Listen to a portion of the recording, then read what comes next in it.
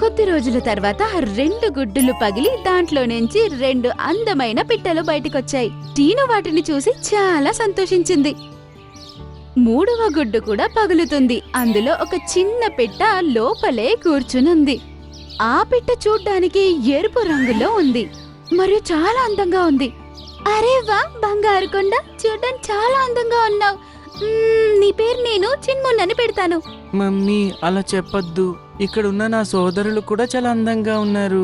బిడ్డ, నువ్వు కూడా గుడ్డులో నుంచి బయటికి రా. లోపల ఎందుకు కూర్చున్నావు? లేదు మమ్మీ, నేను ఈ గుడ్డులో నుంచి బయటికి రాలేను. కానీ ఎందుకు నాన్నా? టైం వచ్చినప్పుడు నేను నీకు చెబుతాను. సరే, నీ ఇష్టం. సరే, మీ అందరికి నేను ఆహారం తీసుకొస్తాను, సరేనా? అలా అని టీను ఆహారం తేవడానికి వెళ్ళిపోతుంది.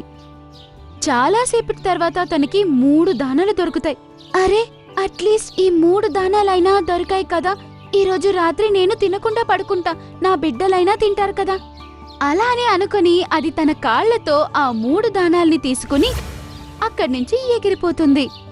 తీసుకోండి పిల్లలు, మీకోసం నేను ఆహారం తీసుకొచ్చాను. ముగ్గురు ఒక్కొక్కటి తినండి. కానీ మమ్మీ, మరి నువ్వేం తింటావు? ఇవి కేవలం 3 ఉన్నాయి.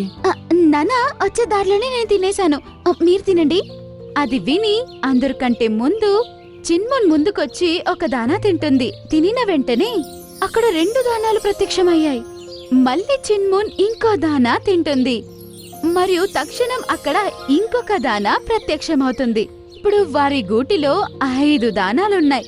ఇది ఎలాంటి మాయా? మమ్మీ, నేను ఒక మాయా గుడ్డులో నుంచి వచ్చాను. నాలో కూడా మాయలు ఉంటాయి కదా. ఇది దాని ఫలితమే. నేను దేన్నైతే తింటానో దాని స్థానంలో మరొక 2 వస్తాయి. అన్నీ చాలా సంతోషించాయి. టీను తన ఇంకో 2 పిల్లలకి కూడా ఆహారం తినిపించి ఇంకా మిగిలిన 2 దానాల్ని అది తింటుంది.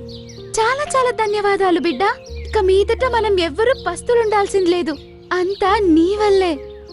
అక్కడే ఉన్న మీను మరియు తన యొక్క భర్త ఇవన్నీ చూస్తాయి. మీను, ఈ పిల్లోడైతే మన ఇంట్లో ఉండాలి. నేను ఈ రోజే ఆ పిల్లవాడిని మన ఇంట్లో ఉండేలా ఏర్పాటు చేస్తాను. అలా అని నవ్వుతుంది.